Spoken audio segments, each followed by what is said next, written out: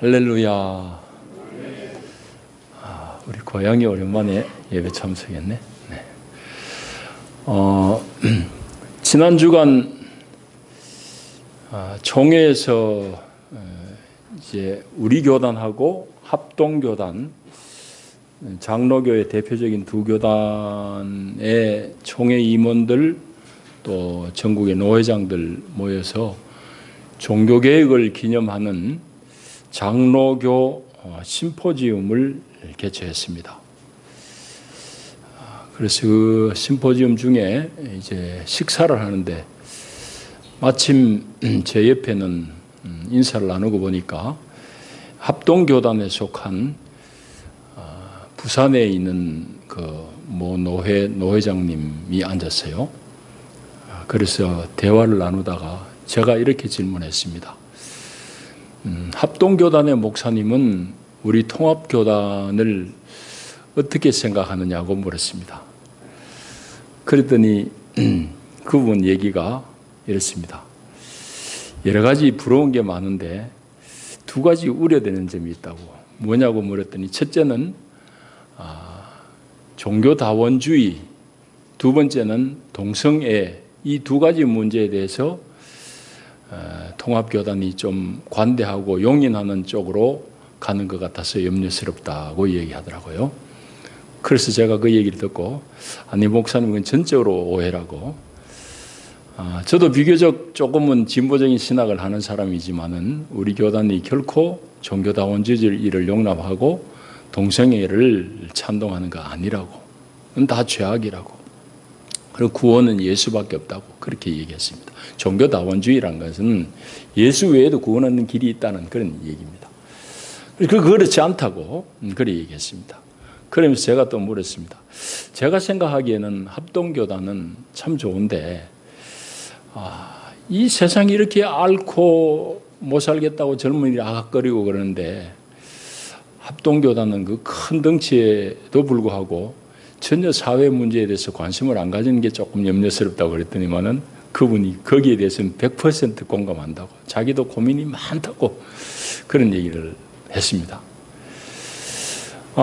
그래서 유익한 대화를 나눴는데 이제 그 어른이 저보다 나이가 알고 보니까 다 제 고등학교 동기의 선배고 그렇더라고요. 본래 고신대학 출신인데 다니다가 잘렸대요. 학생운동 하다가. 그런 이제 총신 나오고 합동에서 안수받은 분인데, 그래서 그분 얘기를 나누다 보니까 우리 교단에 대해서 꽤 오해하고 있는 면이 없지 않았습니다. 목사끼리도 이제 타 교단에 대해서 이제 좀 오해들이 있고 그런 걸 보았는데요. 여러분, 우리가 참 오해하는 부분이 참 많습니다. 여러분, 우리가 믿음의 조상이라고 그러면 누구를 꼽지요? 믿음의 조상 그러면 아무도 예외 없이 초등학교 때부터 우리 주일학교 때부터 아브라함이라고 다 배웠습니다. 믿음의 조상 아브라함. 그럼 우리 머릿속에는 아브라함은 우리하고 뭔가 특별한 사람일까요? 우리와는 다른 특별한 사람일까요? 그런 선입견을 다 가지고 있습니다. 여러분, 과연 아브라함이라는 분이 우리와는 성정이 다르고 뭔가 유별난 특별한 그런 사람일 것 같습니까?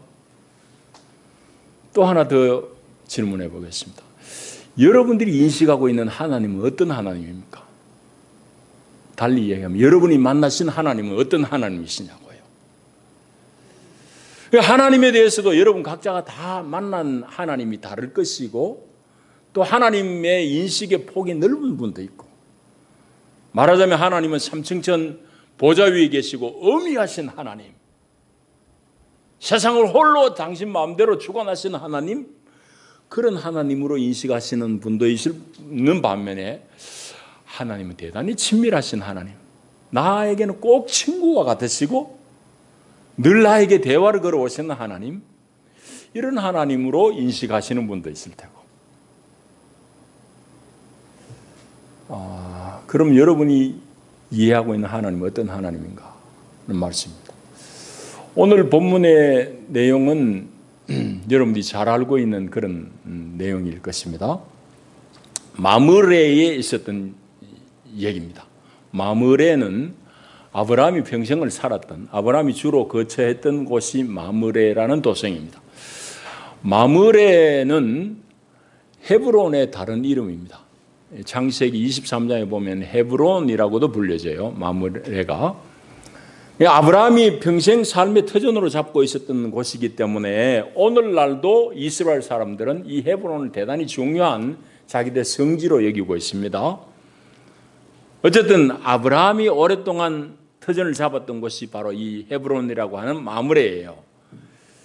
그리고 이스라엘의 족장들의 무덤을 썼던 곳이 바로 막벨라 굴이잖아요. 막벨라 굴도 마므레 바로 맞은편에 있는 동굴입니다.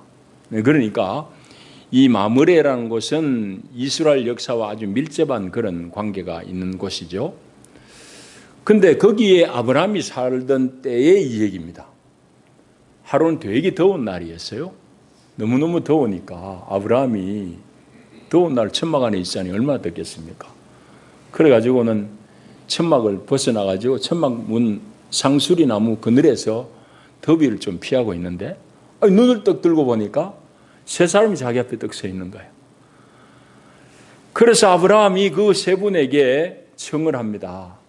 2절에 보면은 몸을 땅에 굽혀가지고 아주 공손하게 절한 다음에 내가 좀 은혜 베풀 수 있는 기회를 달라고.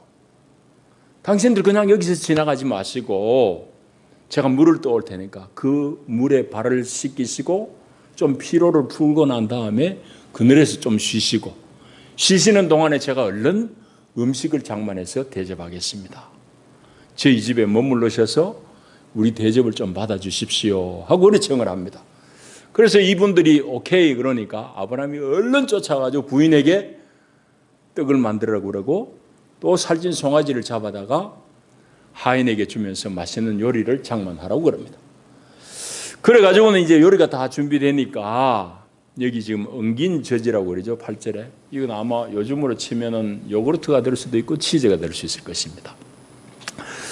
그래서 치즈와 우유를 곁들인 좋은 요리를 장만해서 이 손님들에게 대접하는데 9절에 보시면은 그들이 아브라함에게 이르되 네 부인 사라는 어디 있느냐 그래 물어요. 9절에는 그들이라고 그랬는데 10절에 보면 그가 이르시되라고 이제 단수로 나옵니다. 그래서 이제 어떤 이들은 이 세 분 중에 이 세 사람이 삼위일체 하나님이라고 그러는데 그건 조금 비약인 것 같고 어쨌든지 세 사람 가운데 한 분이 여호와입니다. 그래서 13절은 여호와께서라고 그러거든요. 그러니까 10절에 말씀하시는 분은 여호와 하나님이에요.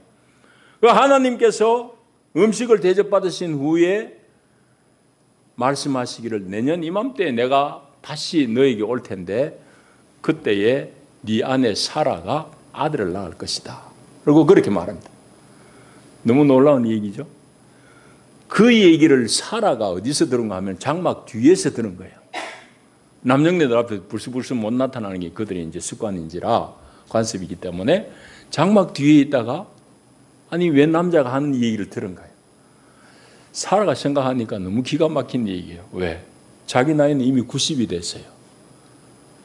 자기의 생리가 끊어진 지도 오래됐어요. 11절은 성경을 쓴 기자의 이제 기록입니다. 아브라함과 사라는 나이가 많아 늙었고 사라에게는 여성의 생리가 끊어졌다. 그래서 사라가 속으로 생각하기를 에이, 세상에 이런 일이 있을 수 있나. 12절에 보면 웃었다고 그래요. 이 웃음은 좋아서 기뻐서 웃은 웃음이 아닐 거죠. 이것은 조금은 가짜났어. 조금은 비웃는 토로. 그렇게 웃으면서 속으로 말하기를 내가 이렇게 노쇠했고 내 남편 이 영감님도 늙은 지 한참 됐는데 우리한테 무슨 즐거움이 있겠느냐. 그렇게 말합니다. 속으로 웃었고 속으로 말했는데 여호와께서 앞에 있는 아브라함에게 다시 말씀합니다. 이게 13절이죠. 네 아내 사라가 왜 웃지? 또 그러고 하신 말씀이 왜 웃으면서 비웃으면서 하는 말이 나이가 이렇게 많아 늙었는데 어떻게 아들을 낳겠느냐고 그렇게 말하느냐 그렇게 해요. 그러면서 여호와 하나님이 여호와께 능하지 못할 일이 있겠느냐 그렇게 아브라함에게 물어요. 그러면서 다시금 약속을 합니다. 기한이 이를 때에 내가 내게로 돌아오니 사라에게 아들이 있을 것이다 라고 그래 말해요. 그 얘기를 사라가 듣고는 이제는 더 이상 숨어 있을 수가 없습니다. 너무너무 두렵잖아요. 자기가 속으로 웃고 속으로 말했는데 장막 너머에 있는 그 남자가 얘기를 자기 마음을 다 꿰뚫어보고 얘기하니까 사라가 겁이 나잖아요. 그래 두려워가지고 부인합니다. 나는 웃었어요. 웃지 않았어요. 그렇게 말하니까 여호와 하나님 말씀하시되 아니야 네가 웃었어. 그렇게 얘기합니다. 하나님 참 재밌으신 분이죠. 하나님이 사라하고 말다툼하는 분이기도 해요. 네 웃었잖아. 그렇게 얘기하면서 이제 오늘 보도가 끝납니다. 자, 오늘 이 본문의 이 장면 속에서 저는 하나님의 또 다른 면을 보고 또 아브라함과 사라, 우리가 생각했던 아브라함과 사라와는 전혀 다른 우리 믿음의 조상의 모습들을 본다고요. 그걸 우리 한번 나누려고 합니다. 오늘 본문에 나타난 하나님은 어떤 하나님이냐? 아주 우리와 가까이 계시는 하나님. 아브라함에게 기꺼이 찾아오시고 그의 대접을 받으시고 사라와도 말다툼까지 하시는 그런 하나님. 말하자면 가까이 오셔서 사람이 되신 하나님, 그런 하나님을 저는 봅니다. 여러분, 그래서 오늘 여기 보면은 사람 모양으로 오셨을 뿐만 아니라 발을 씻고 아브라함이 주는 그 물로 발을 씻고 나무 그늘 아래 쉬시면서 아브라함의 대접을 받으시는 하나님. 그 아브라함의 물로 말미암아 당신의 발을 씻으시는 하나님. 여러분, 이 하나님을 볼 때 누가복음 7장에 나오는 예수님을 저는 그려봅니다. 누가복음 7장에 보면 예수님이 한 날은 바리새인 시몬의 청을 받아요. 시몬이란 이름을 가진 바리새인이 예수님을 향해서 오늘 우리 집에 오셔서 식사 좀 같이 하시지요 하고 식사에 초대합니다. 그래서 예수님이 바리새인 시몬의 집에 가요. 시몬은 아마도 그 전후 맥락을 볼 때 예수님에 대해서 뭔가 반신반의하고 있어요. 초대는 했는데 예수님을 좀 더 확인해 보고 싶은 그런 마음이 있었을 거예요. 그런데 그 자리에 누구가 있었는가 하면은 아주 엄청난 죄를 지은 과거가 복잡한 한 여인이 예수님을 만난 그 감격, 그 은혜, 그것 때문에 주체할 수 없이 눈물을 흘려요. 눈물이 뚝뚝뚝뚝 흐르니까 그 눈물이 예수님의 발에 떨어진다고. 예수님의 발에 눈물이 막 쏟아지니까 이 여인이 자기 머리털로 예수님의 발을 닦이신다고. 예수님의 발을 자기의 눈물로 닦이고 난 다음에 이 여인은 자기가 가장 아끼는 향유를 가져다가 향유를 예수님에게 부어요.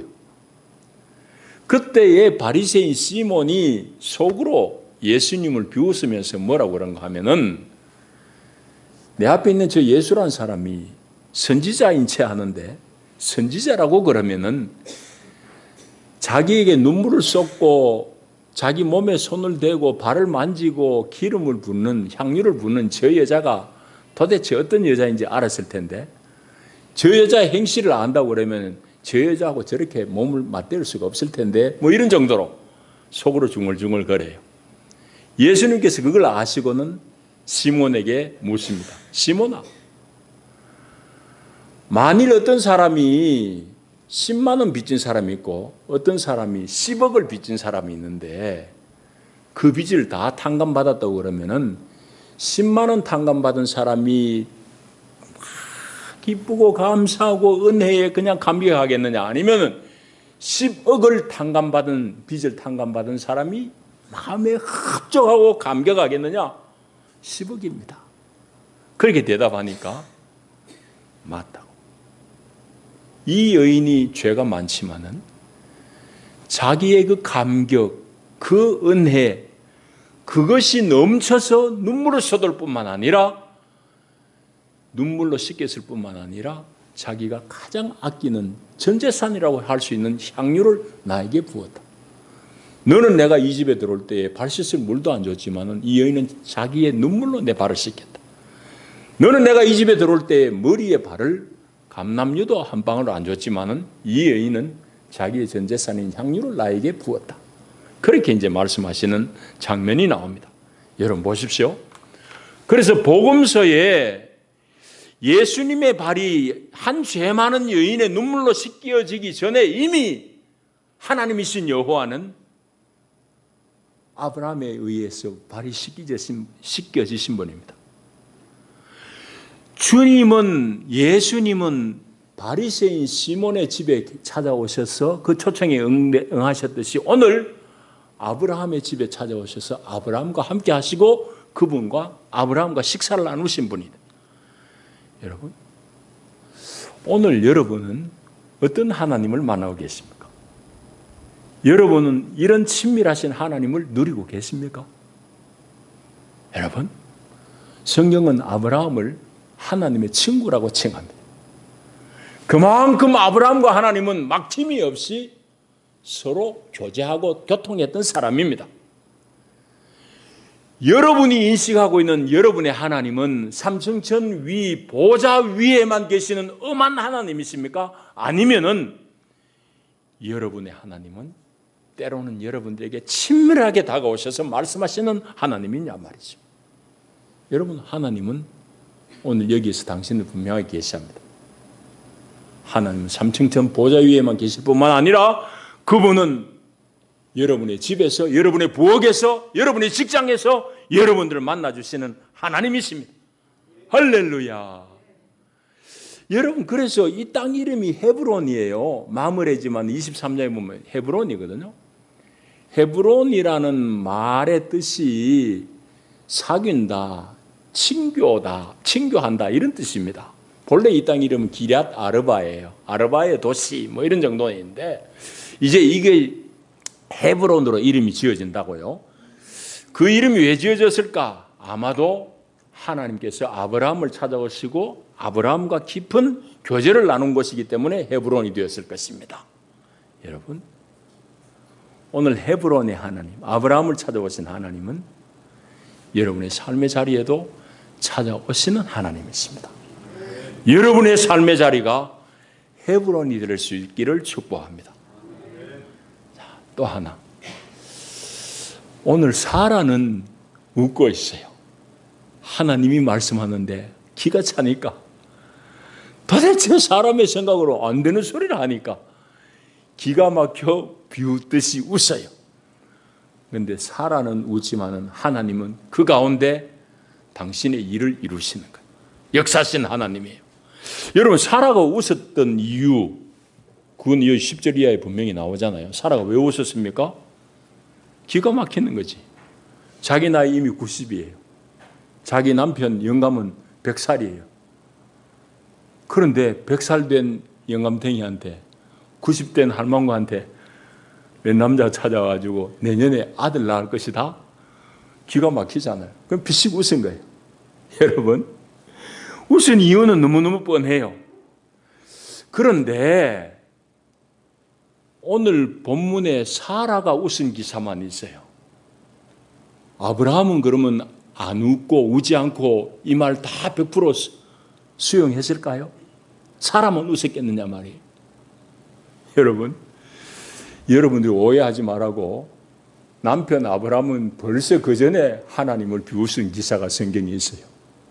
앞장 한 장 넘어가 보십시오. 17장에 보시면은 할례를 하나님께서 하라고 말씀하신 후에 할례의 언약 끝에 하나님이 아브라함에게 다시 한번 약속을 합니다. 17장 15절에 보시면은 하나님이 또 아브라함에게 이르시되 네 아내 사레는 이름을 사레라 하지 말고 사라라 하라. 내가 그에게 복을 주어 그가 내게 아들을 낳아 주게 하며 내가 그에게 복을 주어 그를 여러 민족의 어머니가 되게 하리니 민족의 여러 왕이 그에게서 나리라. 사라에게 아들 준다고 그래요. 그러니까 17절에 아브라함이 엎드려서 뭐 했지요? 웃으며 마음속으로 이르되 100세 된 사람이 어찌 자식을 낳을까? 마누라 사라는 90세니 어찌 출산하리요? 아브라함은 이미 오늘 사라 만나기 이전에 이미 한 분 없었어요. 한 분이 하나님 비우셨다고. 그러니까 요는 우리가 믿음의 조상이라고 칭송해 맞지 않는 아브라함, 그 부인 사라, 둘 다 경상도 말로 모조리 다 하나님을 비웃었던 전력이 있는 사람이, 여러분 이런 이런 전력이 있는 사람이라고. 여러분, 그런데도 불구하고 주님은 이렇게 기가 막히다고 웃는, 당신의 말을 다 흡수하지 않고 웃는 사라를 향해서, 아브라함을 향해서 진노하시지도 않았어요. 꾸짖지도 않았어요. 그리고 성경은 우리에게 뭐라고 그런가 하면은 이 사람들이 믿음의 조상이라고 그래요. 심지어는 히브리서 11장에 보면 사라의 믿음을 대단히 칭송합니다. 그의 믿음으로 정수가 끊어진 지 오래됐는데 하나님께서 아들 주신다 할 때 믿음으로 잉태했다고 그래요. 그러면 우리 질문이 이어집니다. 아니, 하나님 말씀할 때 비웃었는데 히브리서는 어떻게 그들의 믿음을 칭송하나? 그러면 도대체 그들의 믿음이란 어떤 믿음인가? 그런 질문을 할 수밖에 없잖아요. 그걸 세 번째 질문을 해야 됩니다. 도대체 우리 조상들이 가졌던, 특별히 아브라함, 사라, 믿음의 대표라고 할 수 있는 이 사람들의 믿음은 무엇이고 또 이들의 믿음은 어떤 거였는가? 그런 질문입니다. 여러분, 아브라함, 사라 이 부부 모두 하나님 말씀 앞에 하나님 약속할 때에 처음에는 웃었던 사람들이에요. 이렇게 비웃은 것을 여러분 불신앙이라고 할 수 있겠습니까? 우리는 불신앙이라고 치부할 것입니다. 아브라함하고 사라 아니라면은 성경대로 보자고요. 불신앙이냐고요? 아니에요. 그냥 지극히 합리적인 사람의 반응일 뿐이에요. 그러면 하나님을 믿지 않는 불신앙은 뭐냐 말이에요. 하나님을 믿지 않는 불신앙은 우리가 이해하고 있는 인식의 범위, 이 울타리가 있을 것입니다. 또 내가 경험하고 있는 그 경험의 울타리가 있을 거예요. 내가 경험하고 있는 울타리, 내가 생각하고 있는 합리적이라고 용인할 만한 울타리, 이 안에 완전히 갇혀서 사는 것이 불신앙입니다. 또 다르게 이야기하면은 내가 쳐놓은 울타리 안에 하나님을 가두는 행위가 불신앙의 행위예요. 아브라함, 사라 하나님 말씀할 때 처음에 비웃은 거 성경은 불신앙이라고 하지 않아요. 불신앙은 자기 자신도 자기가 이해하고 있는 이 울타리 밖에서 한 걸음도 밖으로 안 나오려고 하는 거, 하나님도 자기가 인식하는 이 범위 안에만 가둬놓은 거, 이게 불신앙이라고.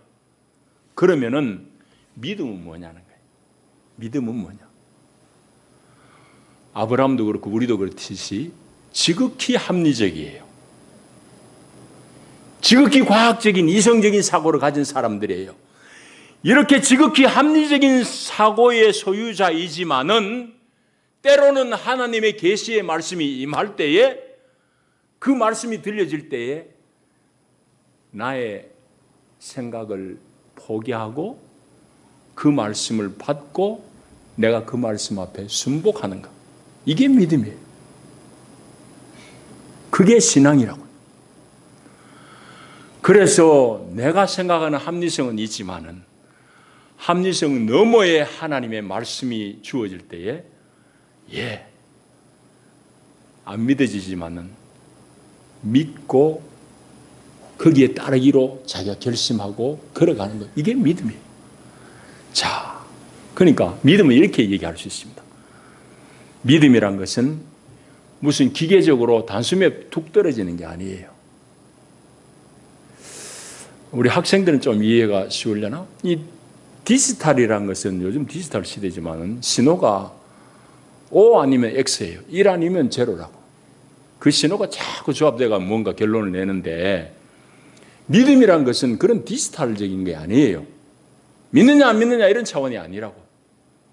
믿음이란 것은 그 중간 단계를 거쳐서 서서히 자라는 거예요. 그래서 믿음이란 것은 아브라함에게도 그렇듯이 어느 날 하늘에서 툭 떨어져 가지고 그 사람들이 갑자기 믿음의 조상이 된 게 아니에요.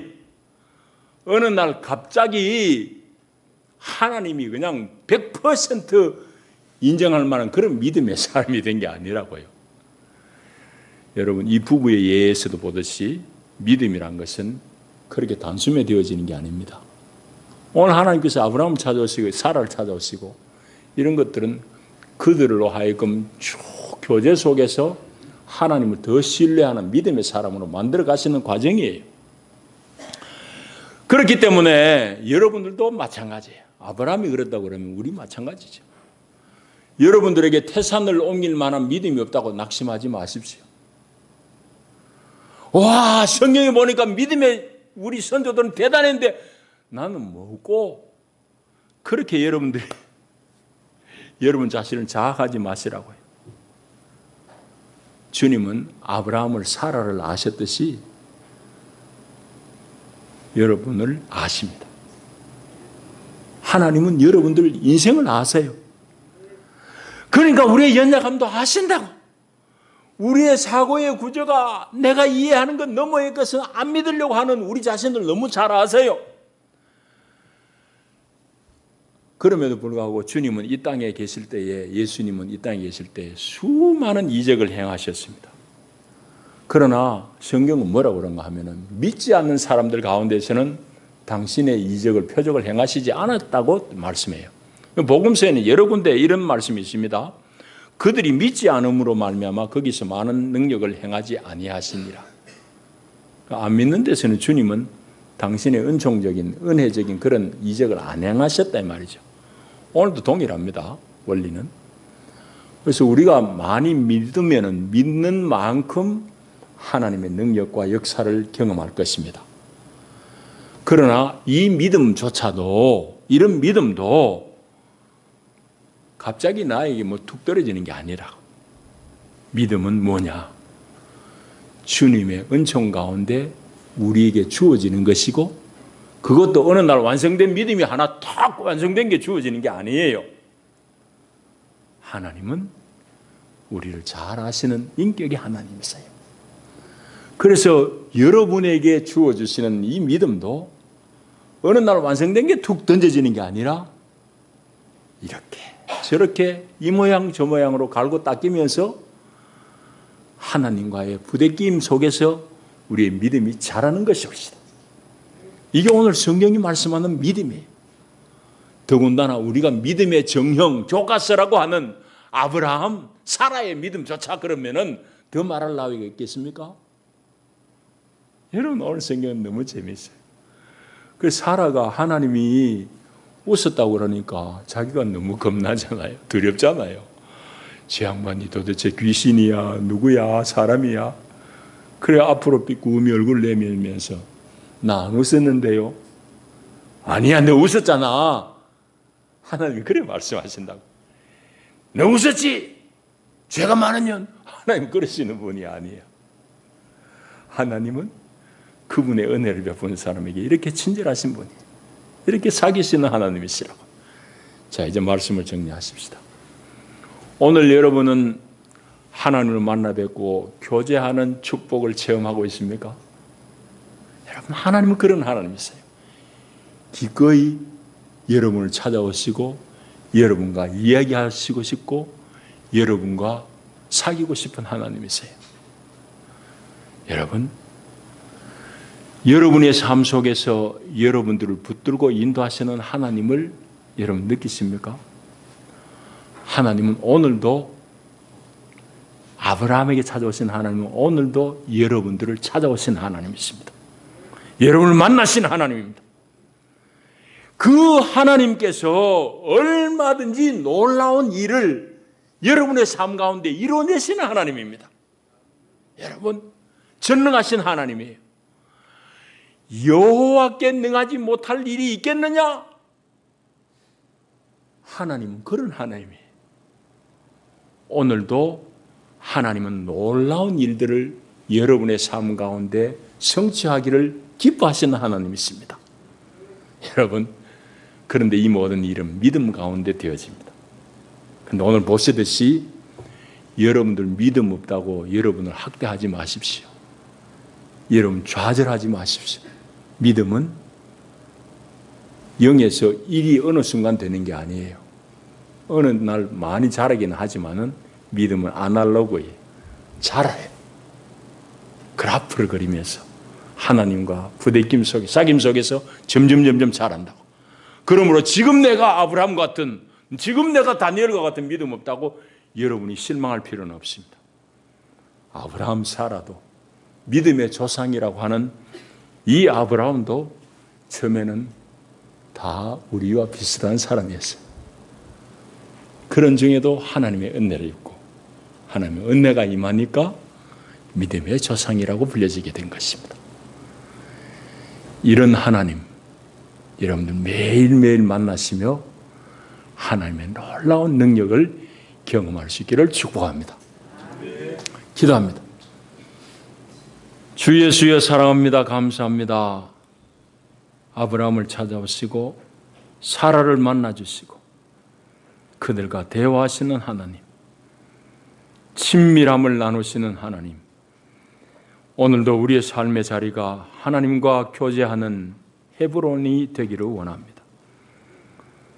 하나님 말씀을 매일매일 읽고 듣는 중에 우리의 이해의 폭을 넘어 계시는 하나님의 능력을 신뢰하기를 원합니다. 하나님, 우리의 믿음이 자람으로 하나님의 놀라운 은혜와 역사를 경험하는 체험이 넘치기를 원합니다. 주여 도와주시고 우리에게 믿음 주시옵소서. 예수님 이름으로 기도하옵나이다. 아멘.